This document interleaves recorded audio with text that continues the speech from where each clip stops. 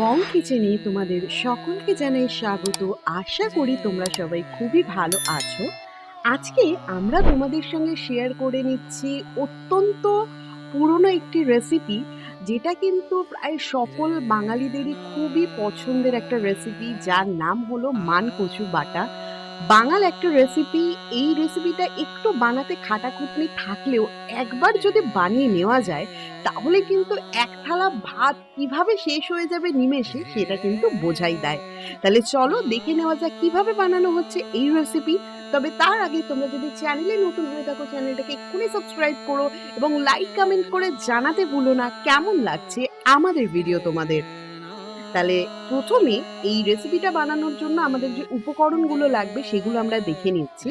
তো এখানে রয়েছে অবশ্যই মানকচু, রয়েছে নারকেল, সর্ষে, সর্ষের তেল, কাঁচা লঙ্কা এবং নুন আর চিনি, ব্যাস। আর কিন্তু কিচ্ছু লাগবে না এই মানকচু বাটা বানাতে।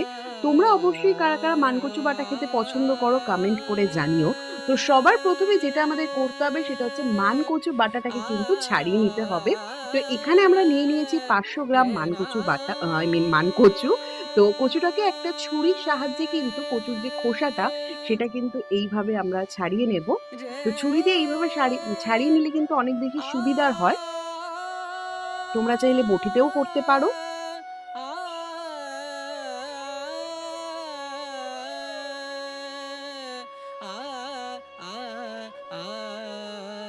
এরপরে আমরা কচুটাকে এরকম বড় বড় টুকরো করে কেটে নেব খোসা ছাড়ানোর পরে।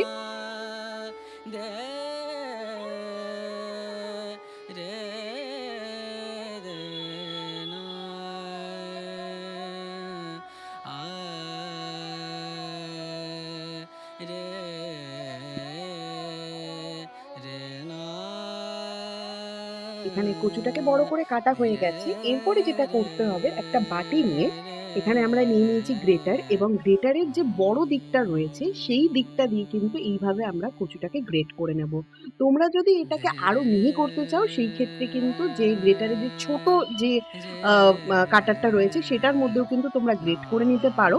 তো দুটোতেই কিন্তু পরে আমাদের কচুটাকে বেটে নিতে হবে। তো আমাদের এই বড় দিকটাতে কচুটাকে গ্রেট করে নিয়ে বাটতে সুবিধা হয়, সেই কারণের জন্য আমরা বড় দিকটা দিয়ে গ্রেট করে নিচ্ছি।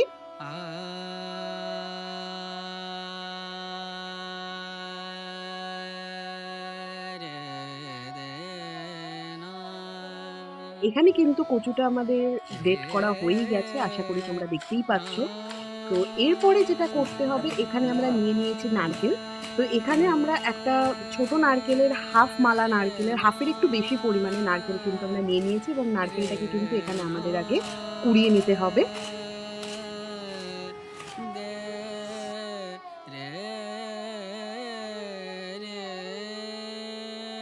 তো যতক্ষণে আমরা নারকেলটাকে কুড়িয়ে নিচ্ছি, তোমাদের যদি আমাদের ভিডিওগুলো ভালো লেগে থাকে তাহলে চ্যানেলটাকে অবশ্যই সাবস্ক্রাইব করো এবং লাইক কমেন্ট করে কিন্তু জানাতে ভুলো না কেমন লাগছে আমাদের ভিডিও তোমাদের। তোমরা আমাদেরকে অনেক অনেক ভালোবাসা দিচ্ছ, তার জন্য অনেক অনেক ধন্যবাদ। এইভাবেই আমাদের পাশে থেকো যাতে বং কিচেনের পরিবার তোমাদেরকে আরো আরো অনেক রেসিপি উপহার দিতে পারে। তো এদিকে কিন্তু আমরা এখানে নিয়ে নিয়েছি 1.5 চামচের মতন কালো সর্ষে, এবং এখানে নিয়ে নেওয়া হয়েছে প্রায় 6 থেকে 7টা কিন্তু কাঁচা লঙ্কা। অর্থাৎ এই রেসিপিটা কিন্তু একটু ঝাল ঝাল, নোনতা নোনতা, মিষ্টি মিষ্টি কিন্তু খেতে হয়, এবং যেহেতু কচু সেই কারণের জন্য কিন্তু ঝালের পরিমাণটা একটু বেশি হবে। তো যারা ঝাল খেতে পছন্দ করো তারা চাইলে আরো বেশি লঙ্কা দিতে পারো। তো নিয়ে নেওয়া হয়েছে তার মধ্যে একটু লবণ। তো লবণ, কালো সর্ষে এবং লঙ্কা সবগুলোকে একসঙ্গে কিন্তু আমরা এখানে শিলনোড়াতে মিহি করে বেটে নিয়েছি। তো এখানে তোমাদের বলে রাখি, যদি হাতে সময় কম থাকে কিন্তু মানকচু বাটা খেতে ইচ্ছা করছে, তাহলে সেই ক্ষেত্রে কি করবে, অবশ্যই শর্টকাট মেথড, যেটা হচ্ছে কিনা মিক্সি। তবে হ্যাঁ, এইভাবে শিলে যদি বেটে নেওয়া যায়, এইটার স্বাদ কিন্তু অনেকাংশেই অন্যরকম লাগে। কিন্তু হাতে যদি সময় কম থাকে বা যদি মনে হয় শিলে বাটতে গিয়ে অনেক খাটাখাটনি লাগবে, সেই ক্ষেত্রে মিক্সি ভরসা। তো এইভাবে কিন্তু আমরা মিহি করে কিন্তু এখানে সব সর্ষে, লঙ্কা, লবণ সব একসঙ্গে দিয়ে কিন্তু এইভাবে পেস্ট করে নিয়েছি। সেটাকে এবার আমাদের একটা আলাদা পাত্রে তুলে রেখে দিতে হবে। এটা কিন্তু লাগবে আমাদের একদম সবার শেষে।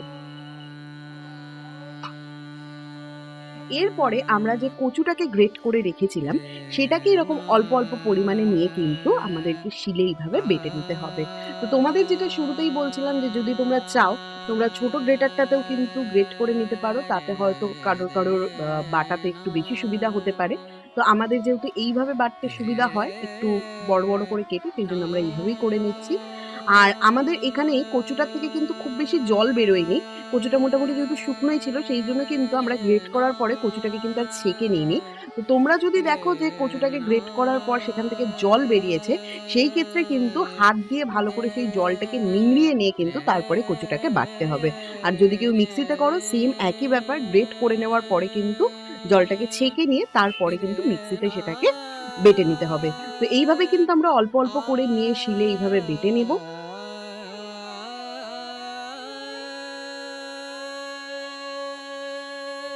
আমাদের কিন্তু এখানে প্রথম ধাপের কচুটা বাটা হয়ে গেছে, এইভাবে আমরা পুরো কচুটা বেটে নেব। এবং এরপরে আমরা যে নারকোলটাকে রেখেছিলাম কুড়িয়ে, সেই নারকোলটাকেও কিন্তু আমাদেরকে একটু ইয়েতে বেটে নিতে হবে, শিলনোড়াতে কিন্তু একটু বেটে নিতে হবে। এখনকার নিত্যদিনের সাথী যেহেতু মিক্সি, সেই কারণের জন্য কিন্তু শিলনোড়া আস্তে আস্তে কিন্তু প্রায় লুপ্ত হয়েই যাচ্ছে। মানে আমি আমার দিদাকে দেখেছি যে অলওয়েজ অল টাইম যা মশলা বাটতো রান্নায় দিত প্রত্যেকটা জিনিস শিলনোড়াতে। আমার মাকে অনেক রান্নার মধ্যে দেখেছি, ছোটবেলার থেকেও মাকে দেখেছি শিলনোড়াতেই অনেক মশলাপাতি, প্রায় 15-20 জন লোকের রান্না হলেও মশলাপাতি শিলনোড়াতেই বাটতে। কিন্তু এখনকার আধুনিক যুগের মধ্যে যেহেতু মিক্সি চলে এসেছে, তাই অনেক কিছু সুবিধার্থের জন্য মিক্সি ব্যবহার করা হয়, কিন্তু শিলনোড়া বাটার রান্না কিন্তু সত্যি অনেকাংশেই কিন্তু অনেক অভূতপূর্ণ লাগে। তো এখানে কিন্তু আমরা নারকেলটাকে এরকম হালকাভাবে একটু বেটে নিয়েছি।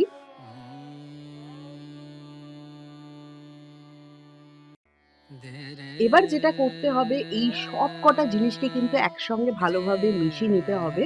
তো তার জন্য যে কচুটা আমরা বেটে রেখেছিলাম তার মধ্যে নারকেলটাকে যেটা আমরা হালকা করে বেটে রেখেছিলাম সেই নারকেল বাটাটা কচুর মধ্যে দিতে হবে। দিয়ে দিতে হবে পরিমাণ মতন লবণ, পরিমাণ মতন মিষ্টি।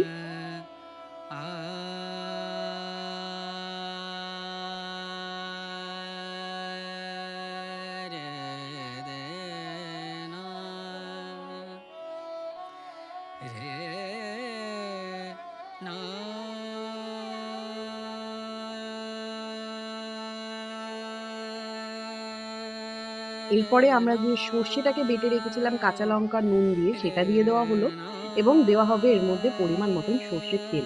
এই ক্ষেত্রে একটা জিনিস বলে রাখি, আমরা এখানে চিনিটা কিন্তু গোটা চিনির ব্যবহার করেছি। তবে তোমরা যদি কেউ মনে করো যে না সঙ্গে সঙ্গে এটাকে মেখে মানে গরম গরম ভাতের সঙ্গে সঙ্গে সঙ্গেই খাবে, সেই ক্ষেত্রে আমরা সাজেস্ট করব যে তোমরা চিনিটা গোটা চিনির জায়গায় কিন্তু গুঁড়ো চিনির যদি ব্যবহার করো, তাহলে সেটা অনেক তাড়াতাড়ি কিন্তু মিশে যাবে এই সব কিছুর সঙ্গে। তো যেহেতু আমরা একটু সময় রেখে তারপরে যেহেতু খাবো, সেই কারণের জন্য অবশ্যই আমরা এখানে গোটা চিনির ব্যবহার করেছি। দিয়ে কিন্তু হাতের সাহায্যে ভালোভাবে কিন্তু এইভাবে মিশিয়ে নিতে হবে। মানে এই সবকিছুর ওপরে যেটা থাকে সেটা হচ্ছে মায়ের হাতের ছোঁয়া। তো যেটা কিন্তু রেসিপিকে আলাদাই একটা স্বাদ এনে দেয়। তো সত্যি কথা বলতে আমি এখন ভয়েস ওভার দিতে দিতে আমার নিজেরই মুখে জল চলে আসছে, এত সুন্দর খেতে হয়েছিল। আমি ছোটবেলায় খুব একটা বেশি এই ধরনের জিনিসগুলো খেতে পছন্দ করতাম না, বাট প্রথম যখন একবার একটুখানি মা জোর করে খাইয়েছিল যে একবার খেয়ে দেখ, অসাধারণ লেগেছিল। তারপরের থেকে জাস্ট আমি ফ্যান হয়ে গেছি এই রেসিপিটার। তো এইভাবে এখানে আমরা বাটিতে কিন্তু সার্ভ করে দিয়েছি এবং একটা কাঁচা লঙ্কা দিয়ে ওপর থেকে একটু সর্ষের তেল ছড়িয়ে দিলেই কিন্তু তৈরি হয়ে যাবে আমাদের আজকের রেসিপি মান কচু বাটা। তো তোমাদের যদি ভিডিওটা ভালো লেগে থাকে তাহলে কিন্তু অবশ্যই চ্যানেলটাকে সাবস্ক্রাইব না করে কিন্তু যাওয়া চলবে না, কারণ সুস্বাদু খাওয়া মানেই কিন্তু মন বলে আহা। আর সুস্বাদু সুস্বাদু রেসিপি কিন্তু দেখানো হয় আমাদের চ্যানেলে। তোমাদের সঙ্গে আবার দেখা হচ্ছে অন্য কোনো ভিডিওতে অন্য কোনো সময়। ভালো থেকো।